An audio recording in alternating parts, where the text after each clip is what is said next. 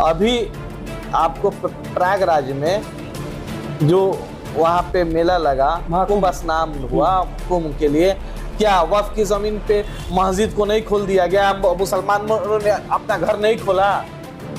कब नहीं खुला है? मुसलमानों ने हमेशा अपना बड़ा दिल दिखाया। पिछले सत्र लोकसभा में सरकार ने कहा कि पूरे वक्फ की जमीन को कर दिया गया है, ऑनलाइन कर दिया गया है। हमेशा मुसलमानों को ही क्यों साबित करना पड़ता है? आप जो बात कर रहे हैं मुसलमानों ही क्यों साबित करें? कभी वो भी तो साबित करें। आज आपके पास बहुमत है, आप जो मन करे कर सकते हैं, कीजिए। सरकार का तंत्र है, जब 50 सालों में नहीं कर पाया तो 6 महीने में सर्वे कैसे कर लेगा? सरकार को ये बतानी चाहिए। हाँ, मुसलमानों ने गलती किया है, हॉस्पिटल कॉलेज नहीं बनाया, लूटने का काम किया है, इसमें कोई शक नहीं है। SN लाइव, सच सबसे आगे। नमस्कार दोस्तों, आप सबका स्वागत है SN लाइव न्यूज़ पे। मैं हूं आपके साथ मोहम्मद उमर। इस वक्त हमारे साथ युवा नेता सना अहमद हैं, जो कि अपने विचार हर एक चीज़ पे रखते आते हैं। आज हम लोग बात करेंगे वक्फ बोर्ड पे। वक्फ बोर्ड बेसिकली है क्या, किस तरह से ये मुसलमानों को हक क्यों छीन रहा है, ऐसा मुसलमानों का कहना है। क्या वक्फ बोर्ड बिल मुसलमानों के पक्ष में है? क्या इससे मुसलमानों को खतरा है? सना जी क्या कहेंगे, मुसलमानों को खतरा है इस चीज़ से? आपको, आपके पूरे दर्शकों को आदाब, सलाम, नमस्कार। मुसलमान की बात करती है सरकार कि मुसलमानों को फ़ायदा होगा, पसमानदा मुसलमानों को फ़ायदा होगा, महिलाओं को फ़ायदा होगा। और जो सरकार का रिकॉर्ड ऐसा है कि हमेशा मुसलमानों को नुकसान करना, बेइज्जत करना, किसी न किसी बात पर जलील करना, वही काम सरकार कर रही है लगातार। मुसलमानों के दुखती रग पे हाथ रखना सरकार का रेगुलर वही काम है। तो कैसे हम मान लें कि मुसलमानों के लिए फ़ायदा होगा? हर चीज़ में मुसलमानों के लिए घाटा का सवाल होता है। वो कभी हर चीज़ को वो कुछ दिन लाते हैं, उसके बाद कहते हैं कि जुमला था। 15 लाख रुपया देख लीजिए, जब इनकी सरकार बनी तो 15 लाख रुपया का वादा था कि हर लोगों के अकाउंट में 15 लाख रुपया आएगा। लोगों के आया, चलो मुसलमान को ना दो, तुम हिंदू भाइयों को ही दे दो ना, हमारे हिंदू भाइयों को दे दो, बेरोजगारों को ही दे दो 15 लाख रुपया। तुम रोजगार की बात करते हो, छोड़ो मुसलमान की बात, तुम हिंदू को ही दे दो 2 करोड़ के रोजगार। हमारे दोस्त है, हमारे यार है, हमारे ये, आप उन्हीं लोग को दे दो ना 2 करोड़ में रोजगार, सभी लोग आ जाएंगे। आप छोड़ दो मुसलमान की बात। आपके लोग कहते हैं ना, बगल में राम राम बगल में छुड़ा, मुंह में राम राम बगल में छुड़ा, वही हाल है कि हमेशा मुसलमानों को घाटा। वक्फ बोर्ड जो बिल है, तो इससे क्या मुसलमानों को खतरा है? सरकार कह रही है कि जितनी भी ज़मीन है इसको हम लोग सर्वे करेंगे, देखेंगे क्या उसमें है क्या नहीं है। पिछले सत्र लोकसभा में सरकार ने कहा कि पूरे वक्फ की जमीन को कर दिया गया है, ऑनलाइन कर दिया गया है। उसके बाद फिर सरकार अपनी ही बात पे कहती है कि ऑनलाइन करेंगे। सरकार का तंत्र है, जब 50 सालों में नहीं कर पाया तो 6 महीने में सर्वे कैसे कर लेगा? सरकार को ये बतानी चाहिए कि 6 महीने क्या उनका एजेंडा है कि इस 6 महीने में कर लेगा। क्या उनका एजेंडा है कि पसमानदा मुसलमानों को वो हक देंगे? क्या उनका एजेंडा है कि महिलाओं को हक देंगे? सिर्फ कमेटी में रखने से हक मिलता है मुसलमानों को? आप उनको एजेंडा क्लियर करना चाहिए हर आदमी के लिए कि कौन सा ऐसा वो काम करेंगे कि मुसलमानों का हक वो देंगे। वो कोई ऐसा काम करने की इसमें नहीं है।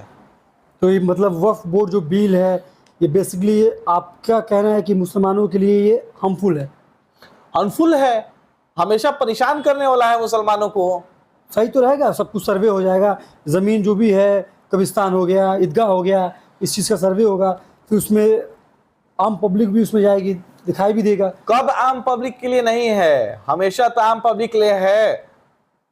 अभी आपको प्रयागराज में जो वहाँ पे मेला लगा, कुंभ स्नान हुआ, कुंभ के लिए क्या वक्फ की जमीन पे मस्जिद को नहीं खोल दिया गया? मुसलमानों ने अपना घर नहीं खोला? कब नहीं खोला है? मुसलमानों ने हमेशा अपना बड़ा दिल दिखाया है। हमेशा मुसलमानों को ही क्यों साबित करना पड़ता है? आप जो बात कर रहे हैं मुसलमानों ही क्यों साबित करें? कभी वो भी तो साबित करें। आज आपके पास बहुमत है, आप जो मन करे कर सकते हैं, कीजिए। लेकिन भगवान से भी डरिए, देश को वैसे हालात में ना छोड़ के जाइए कि बाद में आप ही पछताइए। नीतीश कुमार, चिराग पासवान, ये लोग सब तो साथ ही में है। चिराग पासवान की बात क्या करते हैं?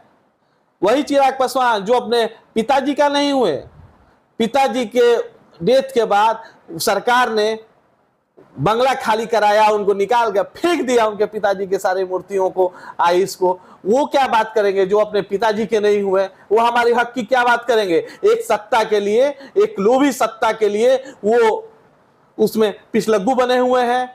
वो अपनी इच्छा कैसे जाहिर करे? बताए अपनी इच्छा। एक दिन पहले कुछ और कहते हैं, दूसरे दिन कुछ और कहते हैं, तीसरे दिन कहते हैं मुसलमानों को फायदा होगा। आप दलित के फायदा पहुंचाइए ना पासवान जी, आप पासवान जाति को फायदा पहुंचाइए ना। क्यों नहीं पहुंचा रहे पासवान जाति को फायदा? सिर्फ मुसलमानों को फायदा पहुंचाइएगा। मुसलमानों को आपने कितना टिकट दिया? एक टिकट दिया, वो भी काट दिया। वो भी रामविलास पासवान जी ने टिकट दिया था, आपने नहीं दिया है। लोकसभा में महबूब अली कैसर खगड़िया से जीते थे, आपने भी उनका टिकट काट दिया। आप अपने पिताजी के नहीं हुए तो हमारे क्या होंगे, मुसलमानों के क्या होंगे? आपको तो यही बताना चाहिए पब्लिक के बीच में। गिरिराज सिंह कह रहे हैं कि इससे मुसलमानों को फायदा होगा। गिरिराज सिंह, वाह! गिरिराज सिंह जैसा आदमी कहे, योगी की तरह आदमी कहे तो भाई फायदा तो होगा, एकदम फायदा होगा। ऐसा फायदा होगा कि लोग देखेंगे, जो निगेटिव पर्सनालिटी है समाज में वो लोग करेंगे फायदा होगा। क्या फायदा होगा, क्यों बताएं पब्लिक के बीच में? अच्छा, मुसलमानों को क्यों दिक्कत है वक्फ बोर्ड से? क्यों दिक्कत है? आपको क्यों दिक्कत है? मुसलमानों को क्यों दिक्कत है? अच्छा, हमारे अंगने में आपका क्या काम है?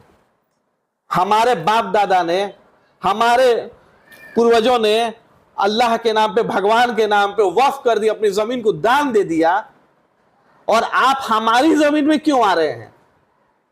हमारे संपत्ति पे क्यों आप बुरी नजर रखे हुए हैं?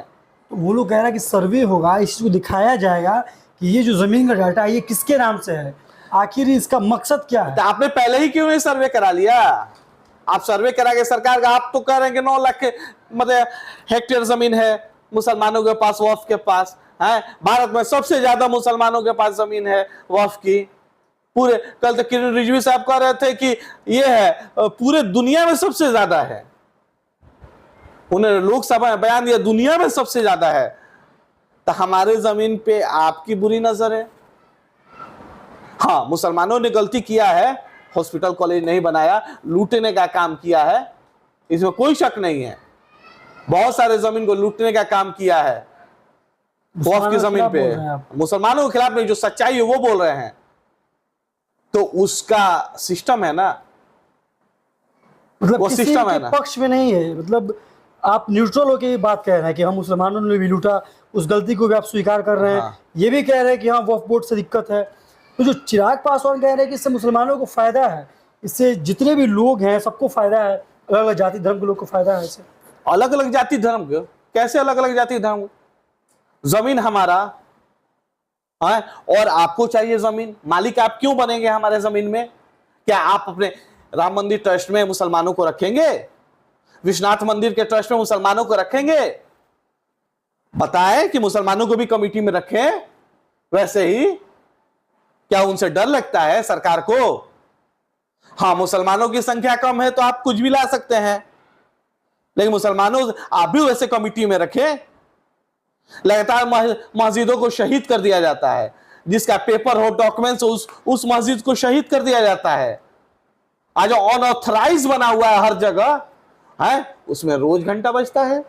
मुझे कोई इससे दिक्कत नहीं है, लेकिन हमारी बात ग्राहों को छोड़ दिया जाए।